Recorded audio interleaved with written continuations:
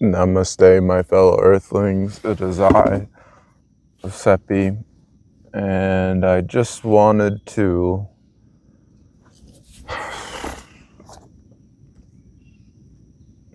talk to you guys for a moment. I'm not really sure. All I want to really say is chill out. Just chill out. Like, I don't know, we have so many issues all the time about so many different things, and they can just really mess with you and just make you feel miserable and whatever. And I'm just trying to be here and remind you to like, yeah, just relax. And it's not that easy. The thing is, you have to take time to relax, to release the tension,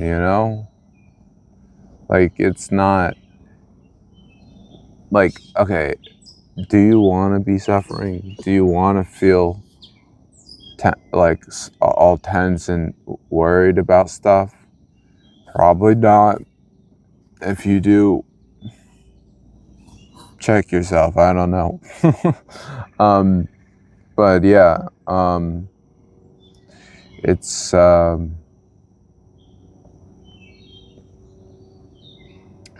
it's just like I'm here out in nature, just enjoying this pond, and it's really just sitting here is just a great opportunity to let go of the stresses of life. And there's just so many ways, and I'm sure you've heard of a few of ways um to like relax and chill out or whatever, to cope with life. But I'm just going a step backwards and just putting out a reminder, PSA, chilling out is actually really good for you. And just like doing nothing, and it's boring. But I think you know why doing nothing is so boring in the modern day because the second you just sit with yourself, or really just like tone it down and don't, you're not just like going, it the boredom sets in and it's painful. And I think that's because we really start to there's less things to have our attention on, and so we start actually noticing how we feel and all that, and we realize, dang, I feel like really crappy. And that's just not,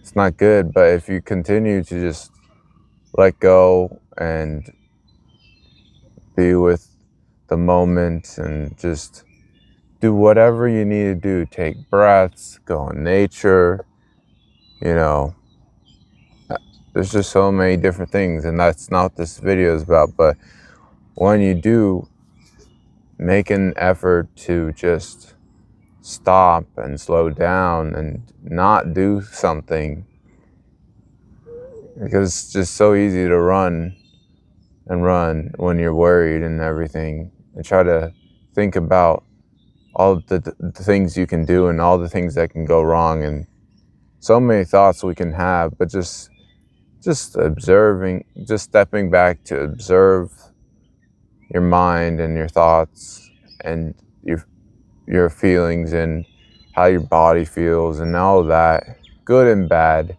particularly bad. Like, I'm sorry to show you that, but I've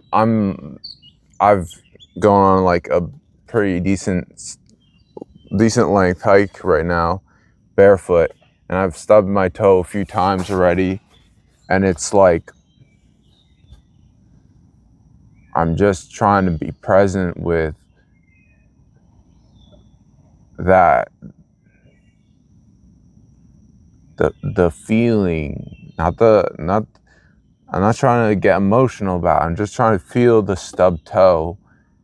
And it's really a different experience. It's like just trying not to conceptualize it, just sensing that feeling. And it just feels like a whole lot more easy, or to it's just a lot more digestible when I just do that, step back and just take a moment to feel the way I'm feeling, instead of being like, oh, I stubbed my toe, you know, you know, you should know. I think you, and maybe next time you stub your toe, you can really feel into, like, you can just try to observe the whole experience, you know, and not get into the kind of reactionary, kind of like habitual reaction to pain, you know, like stop making a story and dramatization of your pain. um, I'm kind of all over the place here, but yeah, there was a point I'm not sure I really finished, but yeah, um, yeah, about the boredom or whatever. It's like you're just sitting with it and you feel the pain, but if you continue to sit with it, it transmutes, it releases, you know, that tension is like you're this is how you are, like, all the time, a really tightly gripped fist. And you just, if you hold that for so long, you forget how tense it is, you know. But then you put your attention to the fist, and you can do this right now. Clench your fist and feel the tension in it, and then, you know, you just do that for a while, don't worry about it, and then, but then really focus on it, focus on your clenched fist, and then you're like, ooh, like, this is sore, you know. And it's like, then you notice that it's not pleasant to have all this tension, and then, and so it you let go of it, you know. It just it doesn't make sense to have that clenched fist, you know. You can just relax, you know, and your body knows how to do that, you know. But our minds take over, and we don't live from the heart, and we just kind of, we're just so blind. I'm I'm like that, man. It's just like, it's so easy to just get lost in the silly game we're playing, you know. And that's why it's fun. It's just so great to just stop playing the game of life for just a second, you know. Life is not gonna fall apart if you do that. It's all gonna fall together when when you just stop, you know. Just like stop, you know. Being alive is like a whole deal. It's a whole game, you know. And if you just like stop playing it for a second, which you can't stop playing it, but just being kind of like, just take a step back and be like, yeah, I'm alive. And that is just crazy. And I don't know, just have compassion and understanding for yourself and others, you know. We're all just doing this thing, this life, and it's not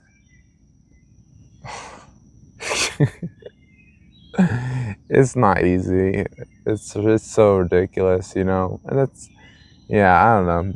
And it's like, but that's the thing, when you really befriend your darkness and befriend the pain of life, it's a lot more manageable. And I really feel like the stub toe is really a great example of that. Not saying you should go stub your toe, but really it's a great learning experience. So really start being a little more hazardous with your feet, and maybe they'll accidentally get stubbed, and you can sit with it and really experience the pain. We're just running and running away from all the misery and pain of life, but like, that is part of life, you know. it's so interesting because I think what pain really is like a warning sign that something's wrong. There's a disharmony happening, and so it's an alert for us to be like, okay, I gotta get in line with, you know, life, and in a way that will be pleasurable. You know, we seek pleasure, but like, I mean, if you had a freaking arrow through your arm, you know, like it's gonna hurt a lot, and that's a warning sign that, okay, maybe I shouldn't use my arm right now, you know. And so if you're stressed out, you know, you've got a freaking headache and all of it, it's like, okay, maybe I should like chill out, you know. And I really, I'm gonna wrap this up, but I don't mean go on the internet. What I'm not really here to. I'm not suggesting. I'm suggesting to relax. I'm not suggesting relaxation methods here. There's plenty of them out there, but I think we skipped this first step of actually realizing. Yeah, it's. I gotta sit with my pain and see what's going wrong. You know, because it's like, and it can be simple as shifting your perspective on things, like I don't know, there's just like things happen, and just the thought of them is just so nerve-wracking. But it's like, if I realize like it's not um it's not I don't I just I d- it's out of my control right now, this whole thing, you know, whatever it is. I It's just gonna go, it's gonna unfold, and stressing out about it is not gonna put me in a good place to deal with it, and it's not really gonna fix anything. So I gotta find my peace. So go find yours. And right, I kind of lost a little bit of a point that I wanted to make, is just about, I'm not, don't go on your phone, don't go on the internet to relax. Okay, nope, not none of that. I will not have any of that. That's I did say I'm not here sharing relaxation tips necessarily, but I am sharing the tip of the non-tip of not going on the internet. Okay, just that's an external distraction. Okay, we're going inwards and and resetting a little bit, you know, so we can keep on living the best we can. And I know you can do it. So have a great life. Until next time, stay chilled out, man. I don't know, but that's okay.